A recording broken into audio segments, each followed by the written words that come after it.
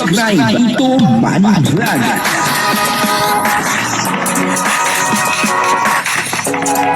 Payagan po si Tito Manny Vlog na mag-reactor para pambiling gamot sa kanya pong karamdaman. Kung sa pong may lumapit na tumulong, hindi naman po kami humingi ng tulong. Sila po yung lumapit sa amin para tulungan kami. Sabi, nagpapawa ka. Diba? Ano yung pinagpapasalamat ko sa Diyos ngayong darating na Pasko? Ano po, nagpapasalamat po ako kasi po, yung tinupad niya po yung yung hiling ko po na makita niyo po ako. Napuntahan. Ayan. Napuntahan po ninyo ako. Yung kay Duklab po. Hiniling mo na rin pala yun na mapuntahan namin. Puntahan kita. Daw po sila humingi ng tulong at kusa daw po lumapit etong Kalingap.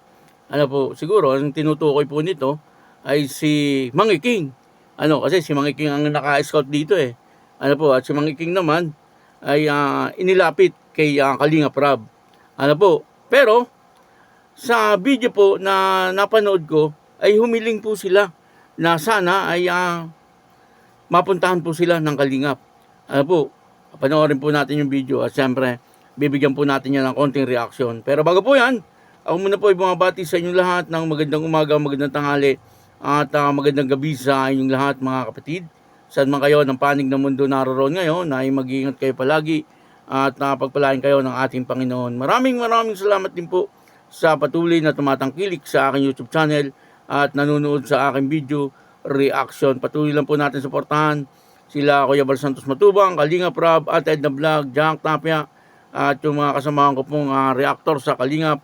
Ganun din po yung mga charity vlogger na Kalingap partner. Ito po yung video na kung saan ay dito po ay humiling po sila na sana ay mapuntahan po sila ng Kalingap. Papanoorin po natin yung video, tangkabuhan po ng video ito ay mapapanood po natin sa YouTube channel ni Kalingap Rab. Ayan patuloy lang po natin suportahan Kalingap Rab. Ito po yung video. Ano yung pinagpapasalamat ko sa Diyos ngayong darating na Pasko? Ano po, nagpapasalamat po ako kasi po, yung tinupad niya po yung yung hiling ko po na makita niyo po ako. Napuntahan. Ayan. Napuntahan po ninyo ako. Yung kay Duklab po. Hiniling mo na rin pala yun na mapuntahan namin. Puntahan kita. Tulong ninyo. Nakakapagtrabaho na po yung asawa ko. Wow. Kasi po siya ng gamot. Nakakabili ng gamot. Okay. Yung binibigay niyo po sa amin. Okay, binibigyan namin, pinabibili niyo po ng gamot. Kasi maintenance po yung niya ay gamot kaya. Dapat talaga mo. Kaya pala sipag yung tatay ngayon. Opo, hindi po nasumpo yung sakit niya sa paa. Hindi na po nasakit yung paa niya. Wow. Pag lagi siyang Congrats po, congrats. Masaya po kami para sa inyo. Kaya nakaroon po siya ng trabaho na. Kaya maraming salamat po sa Yun yung lahat po. pinakamaganda. Sa mga tumulong po. Maraming salamat po. Sipag yung tatay ay. Ano naman, Benz Ano gusto mo sabihin? Ano po, thank you po Kuya Rab, tsaka dun po sa mga nag-sponsor. Katawa-tawa.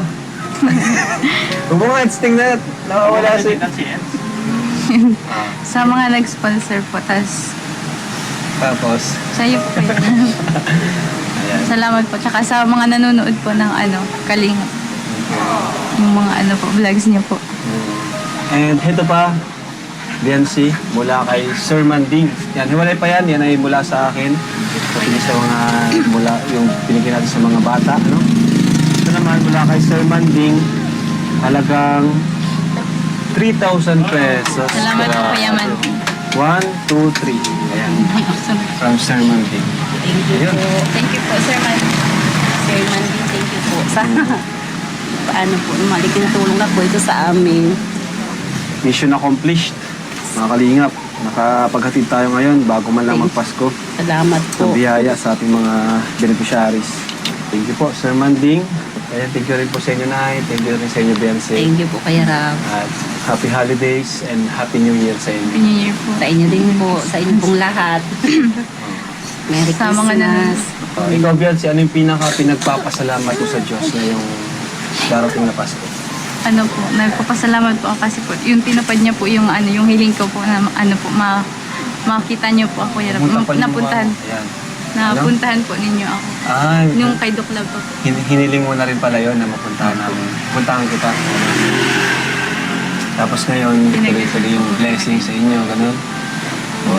Nakakapagtrabaho na rin si papa mo.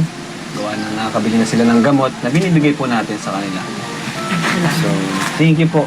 Thank you sa mga nagmamahal. Siyempre, sa mga viewers natin. Ano? Okay. So, yun yung pinagpapasalamat ni Biancy. Ano pa? Ano ka pa pinagpapasalamat? Maliban doon sa natupad niya yung punta namin. Puntahan kita, gano'n. Ano pa? Ano po, yung mga, nakakilala po ako ng mga angels. Wow! Galing, galing. Kalingap angels mo. Meron po Bagong mga kaibigan. Opo. Yun lang? Okay na? Ano pa? Saka kayo po, nakilala ko po. Kami nakilala mo. Opo. Oo, kasama na kami doon, siyempre. Ikaw, Nay, ano po yung pinagpapasalamat mo?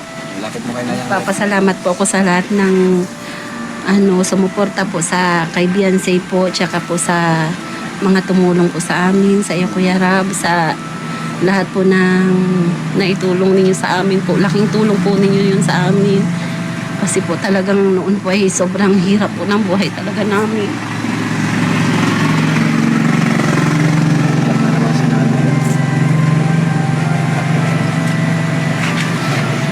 Nakakain po namin yung mga yung mga gusto po namin na po Nakakabili na kayo. para sa mga anak ko po. Tsaka po yung asawa ko po talaga ang pinaka-importante po. Gumaling po talaga siya. Para makapagtrabaho. Para masalamat po talaga sa inyo. Laking tulong po tayo sa amin. Nakapagtrabaho na po siya ng Dati po kasi hindi talaga siya nakakatrabaho. Ngayon po kinuha na po siya. Siguro po nakita po sa sa vlog po na may nakakita po sa kanya na tapos pinuntahan po kami sa bahay. May tumulong din sa inyo. Opo.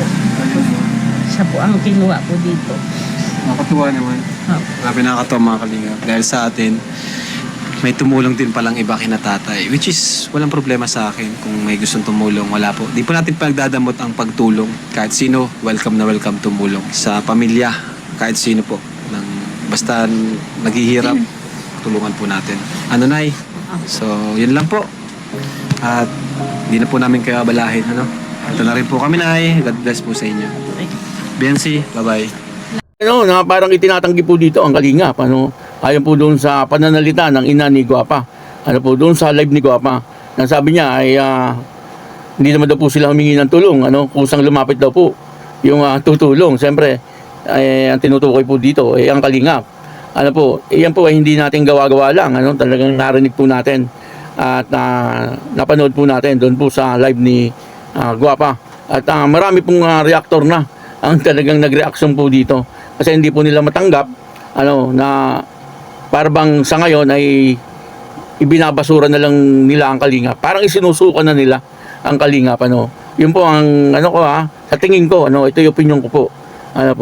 Samantalang dati ay welcome na welcome po sa buhay nila etong Kalingap. At grabe po ang kanilang pasasalamat po sa Kalingap dati. Napanood naman po natin yung video. At ang sabi pa nga po ay gumaling daw po yung ama nitong si Guapa dahil nga po sa tulong ng Kalingap. Siyempre nung mga una wala po silang pambili siguro ng gamot. Bagamat meron, siyempre unahin po ay yung pagkain po nila. Yung pangangailangan po dun sa pamilya. Pero siyempre pagka nung dumating po ang Kalingap, nagkaroon po sila ng pera, budget, at nabilhan po siguro ng gamot itong ama. Kaya naging maayos po itong ama. Maaaring gano'n, At ako po medyo naawa siyempre, sa Kalingap. Parang binabasura na talaga dito ang Kalingap. Kumbaga ay ayaw na po talaga nilang maalala o makarinig ng paman, tungkol sa mga magagandang ginawa ng Kalingap sa kanilang buhay. Parang gano'n ang nangyayari. Kaya nakakalungkot, ang mga pangyayaring ito. At para bang sa nakikita ko rito, parang inuudyukan, nitong ina, itong si Guapa. Parang gano'n, parang siya ang mismong nagsasabi dito sa anak, kung ano yung mga dapat sabihin. Parang gano'n ang nangyayari, wala po tayong magagawa. Kung mga ganun po ang kanilang mga desisyon sa kanilang buhay, ang Panginoon naman po ay binibigyan po tayo ng free will. Ano po, kung saan tayo dadaan, kung sa maganda o sa pangit na daan. Ano po, at sila na po ang namili kung saan po sila dadaan. Ano po, at sa nakikita po natin ngayon, ay maayos pa naman ang kanilang buhay. Pero sa bandang huli, hindi po natin alam kung ano pa po ang mangyayari. Ano po, at alam niyo po yung mga biyaya na dumating sa ating buhay, dapat ipagpasalamat po natin Kung sino po yung mga tumulong po, dapat po ipagpasalamat po natin. Kasi may oras na baka yan ay bawiin po sa inyo. At kung ano po yung dati nyong buhay, ay baka mas matindi pa po doon. Ano po yung mangyari sa inyong buhay. Ito naman ay baka, wala naman po tayong kasiguruhan sa lahat. Siyempre, nakakaalam po ng bukas, ay ang tanging Panginoon lang. Ito ay lang, kumbaga ay opinion lang natin, at hindi naman po natin alam kung yung tinatahak nila ngayon ay mapupunta po sila sa mabuti. Basta po ang alam po natin, dati ay nasa mabuti po sila. At ngayon, nag-iba na po sila ng pananaw sa buhay. Parang gano'n, nangyayari. Ay sila na po ang bahala, siyempre. Kasi yun naman po ang desisyon nila. Ayun, maraming salamat po sa inyo lahat. At ako po si Tito Manny Vlog na nagsasabing God bless you all. Diyos mabalos.